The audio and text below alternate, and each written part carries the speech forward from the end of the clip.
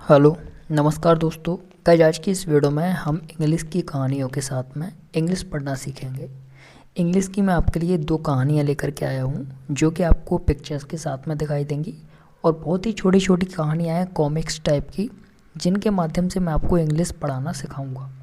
इसमें मैं आपको एक छोटी से छोटी चीज़ बहुत अच्छे तरीके से समझाऊँगा ताकि आप लोग इंग्लिश पढ़ना सीख जाओ बहुत अच्छे तरीके से।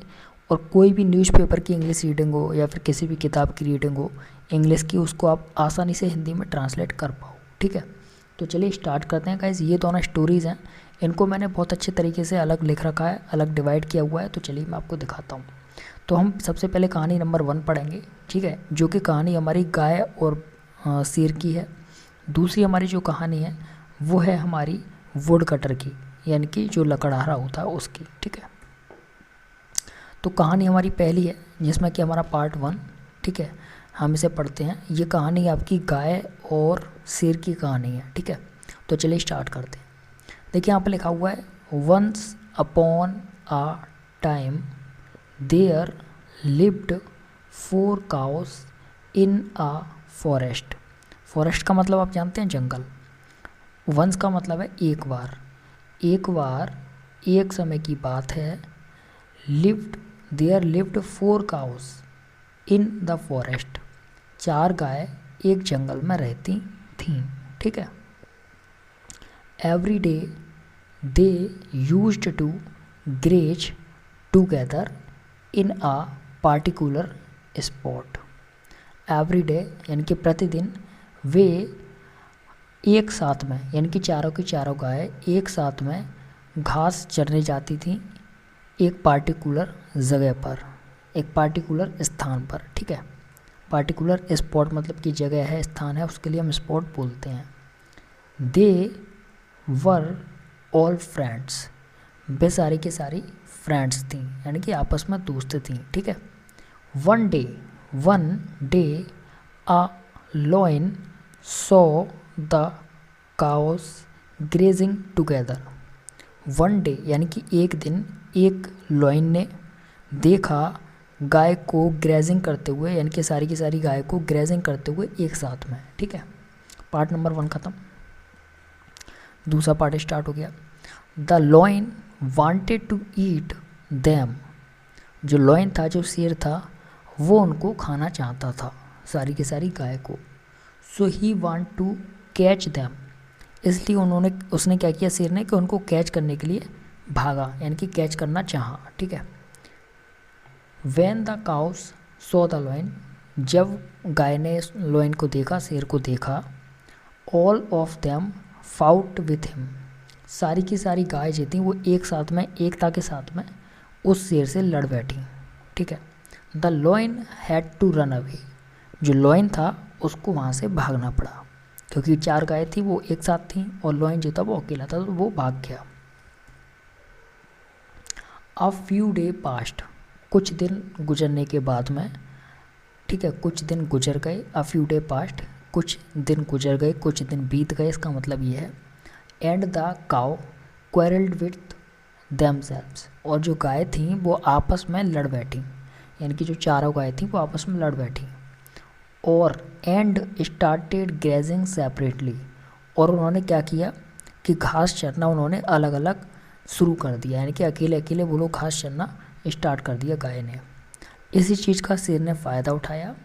One day, one by one, the lion killed all of them. एक दिन क्या हुआ कि जो लॉयन था उसने उनको अकेले देखा और उसने क्या किया कि एक एक करके सारी गाय को खा गया। ठीक है, तो इसमें क्या है कि इसमें यूनिटी के ऊपर एक स्टोरी है।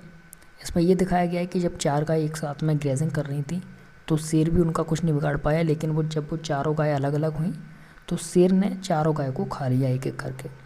ठीक है, तो ये एक यूनिटी के ऊपर काफ़ी अच्छी स्टोरी है। इससे आप लोग ये चीज़ सीख सकते हो कि यूनिटी में बहुत ज़्यादा पावर होती है। ठीक, पार्ट हमारा 2 आया जिसमें कि हमारी दूसरी स्टोरी स्टार्ट होती है। ये स्टोरी जो है ये एक लकड़हारी की स्टोरी है, जो लकड़ियाँ काटते हैं, पेड़ काटते हैं, उनकी स्टोरीज, जो लकड़ियाँ काट करके अपना गुजारा करते हैं उनकी। ये स्टोरी किस चीज़ के ऊपर है, चलिए मैं आपको बताता हूँ। स्टोरी जो है वो एक हॉनेस्ट वुड कटर की है। हॉनेस्ट मतलब एक ईमानदार लकड़हारे की है, जो स्टोरी है, इसका मोरल क्या है? इस स्टोरी का मोरल है honesty is the best policy, मतलब कि ईमानदारी जो है वो एक बेस्ट पॉलिसी है। ठीक है, तो चलिए स्टार्ट करते हैं। ये यहीं से स्टार्ट हो रहा है जहाँ पर लिखा हुआ है। ठीक है, once there lived a poor wood cutter. एक बार एक गरीब, पुअर मतलब गरीब, वुड कटर यानी कि लकड़हारा रहता था। He used to cut tree in the woods. वह जो है पेड़ से लकड़ियाँ काटता था। ठीक है, ही यूज टू हम कब यूज करते हैं? यूज टू का प्रयोग हम जब करते हैं जब कोई काम रेगुलर हो रहा है, किसी भी काम को डेली किया जा रहा है। ठीक है, तो इसका मतलब है कि वह जो है, ऐसे भी हम बोल सकते हैं कि वह है यूज टू कट ट्री, वह पेड़ से लकड़ियाँ काटता था, या फिर वह पेड़ से लकड़ियाँ काट कर गुजारा करता था।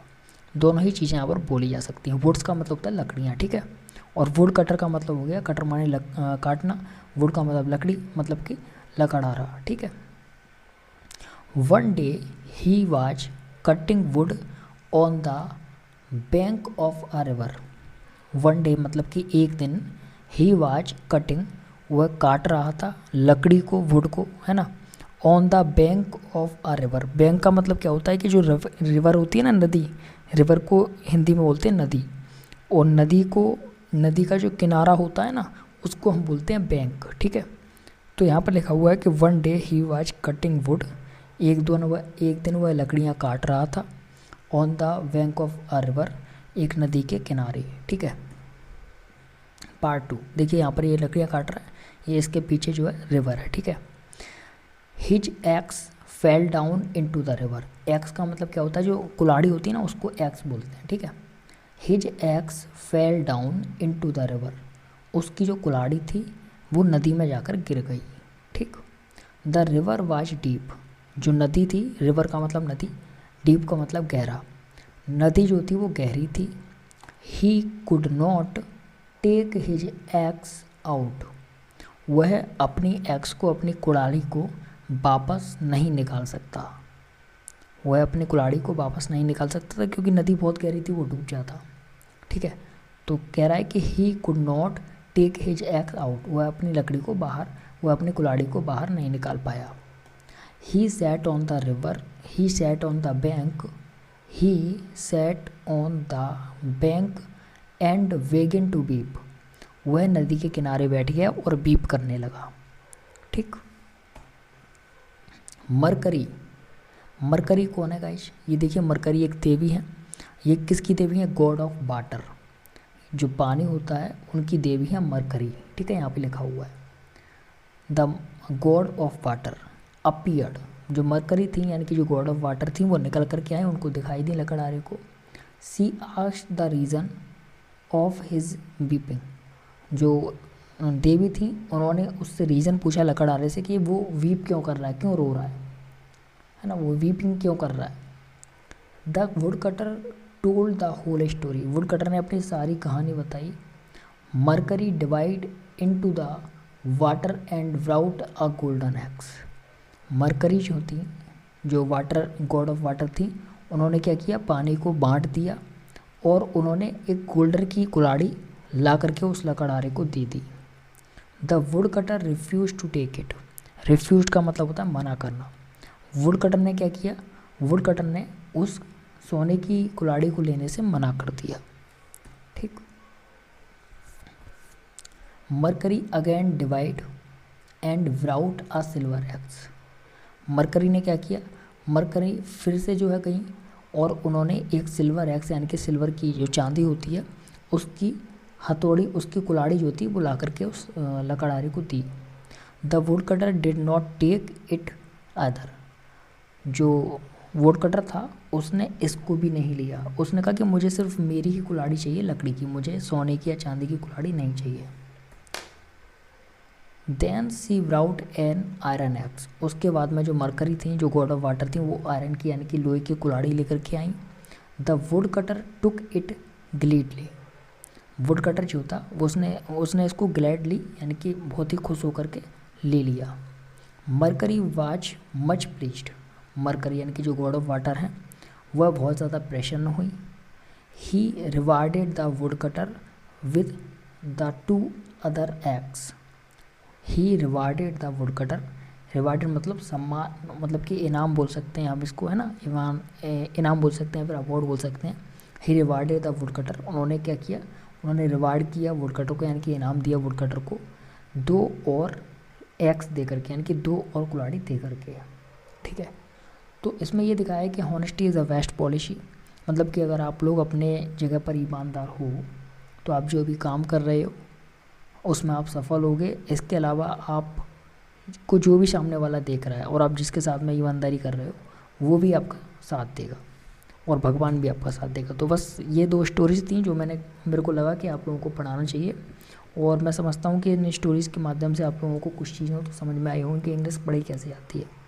इसके अलावा गाइज़, अगर आप लोगों को बिल्कुल अंग्रेजी का भी नहीं आता, अंग्रेजी का ए भी नहीं आता, तो आप लोगों के लिए मैंने वीडियोस बना रखी हैं, प्लेलिस्ट है इस वीडियो के लिंक पर, यानी कि इस जो वीडियो है इसकी प्लेलिस्ट आपको मिल जाएगी, इस चैनल की प्लेलिस्ट, वहाँ पर जा कर के आप देख लो तो आप समझ जाओगे कि आपको किस तरीके से चीज़ें पढ़नी है। उस प्लेलिस्ट को कंप्लीट देख लो, उसके बाद फिर आपको किसी चीज़ की ज़रूरत नहीं पड़ेगी, फिर आप मेरे सारे सेंटेंस करना और जो मैं वीडियोज़ लेकर के आऊँगा उनको करना। तो मिलते हैं अगली वीडियो में, तब तक के लिए bye bye, thank you so much.